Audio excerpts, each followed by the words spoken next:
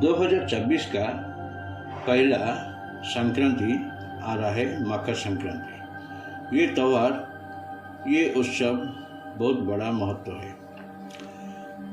इसी साल में जो संक्रांति आ रहा है, इसका मतलब है सूर्य ग्रह जो है, सूर्य देव है, एक राशि से दूसरी राशि को जाने से उसको एक संक्रांति बनाता है। इसी हिसाब से हर राशि को परिक्रमा करके सूर्यदेव जाते हैं, उसी हिसाब से उनको संक्रांति बोला जाता है। जब भी धनु राशि को आते हैं, उसी को संक्रांति में उसको मौल मास बोला जाता है। उसी में से कोई शुभ कार्य नहीं करा जाता है।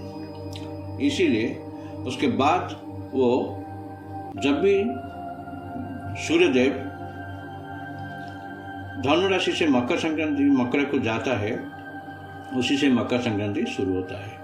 उसी को बड़ा दिन बोला जाता है। उसमें से शुभ कार्य सब किया जाता है। ये जब भी मकर संक्रांति में सूर्यदेव चलन कर रहा है, उसमें से ये संक्रांति शनि का देव के हिसाब से माना जाता है।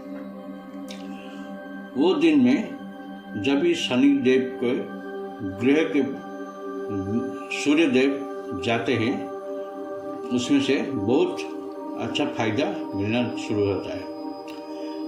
इसी हिसाब से भी सूर्य देव के साथ शनि का नहीं टिक रहा है, फिर भी उसी समय आपका जब भी सूर्य ग्रह शनि ग्रह को जाता है, उसी समय जो भी कार्य होता है सब शुभ कामना से होता है।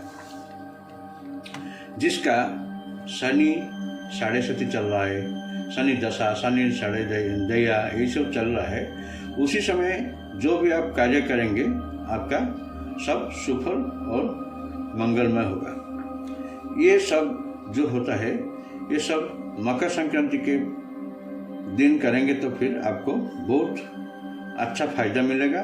इसी हिसाब से हम चर्चा करेंगे मकर संक्रांति के दिन आप क्या क्या करेंगे तो फिर आपको शनि का आशीर्वाद मिलेगा।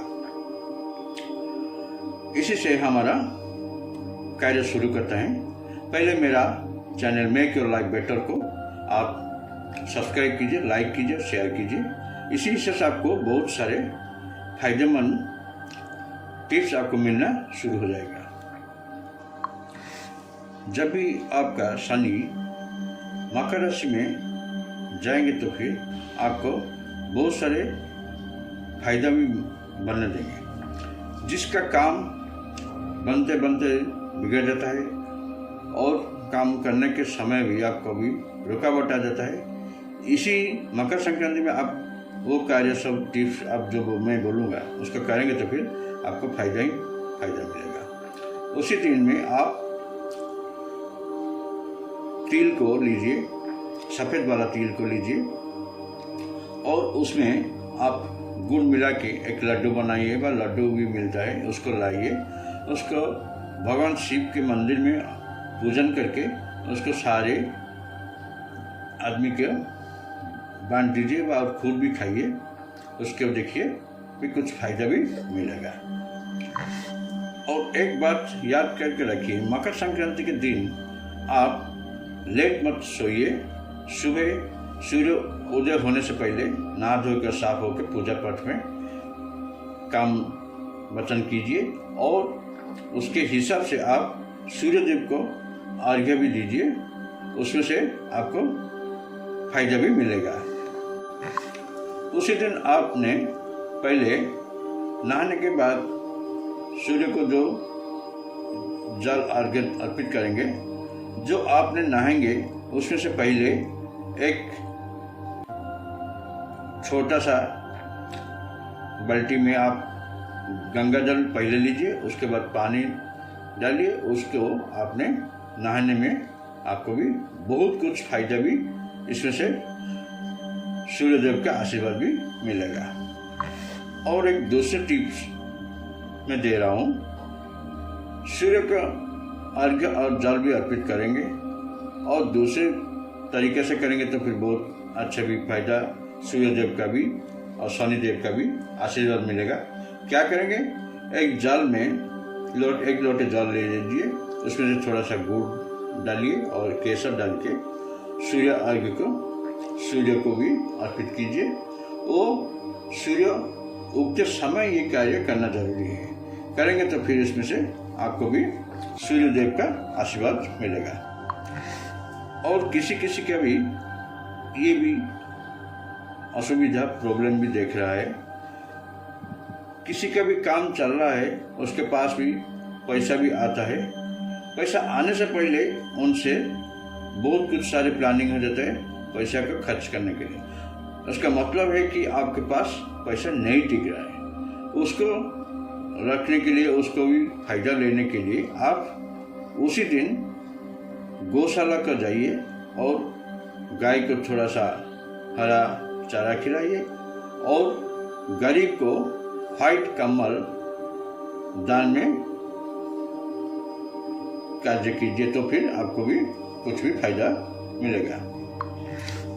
और एक दूसरा उपाय है, आपका तबीयत हर रोज खराब रहता है, बहुत सारे दवाई खाने से भी आपका अभी तबीयत ठीक नहीं हो रहा है, इसी का प्रॉब्लम हो रहा है, तो उसी हिसाब से उनको भी कुछ संक्रांति के दिन कुछ कार्य करना जरूरी है। क्या करना है आपको, उसी दिन आप गाय का घी लीजिए, वो लेके शिव मंदिर में शिव के ऊपर उस घी को लेके आप घर्षण कीजिए। उसके बाद गाय का दूध से उसको स्नान कीजिए। देखेंगे आपको भी आहिस्ता आहिस्ता इसमें से सुधार आना शुरू हो जाएगा। और एक चीज है, ये कार्य को आप हर सोमवार को इसी हिसाब से आप कर पाएंगे तो फिर और बेहतर फायदा भी मिलेगा। और एक याद रखिए, इसके साथ भी आप जब भी शिव मंदिर को जाएंगे पीले फूल को अर्पित जरूर कीजिए।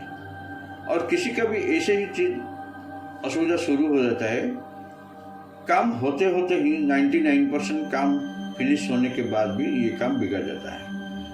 ये काम होने का एक चीज है, इसका प्रॉब्लम है कि पितृदोष का उसके ऊपर असर पड़ रहा है। इसीलिए आपने एक उपाय कीजिए, संक्रांति के दिन आपने लक्ष्मी नारायण मंदिर को जाइए, उसमें से पीले कपड़ा अर्पित कीजिए और सफेद तिल भी अर्पित करेंगे। देखेंगे आपका जीवन के कितना सारा सुखमय और सुमंगल हो जाता है। इसी हिसाब से आपको बहुत सारे भी आगे से टिप भी मिलेगा।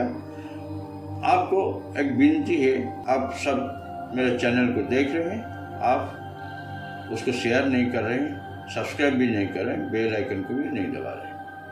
मेरा एक अर्जी है, आपको देखने के बाद आप मेरा चैनल को सब्सक्राइब कीजिए, लाइक कीजिए, शेयर कीजिए। धन्यवाद।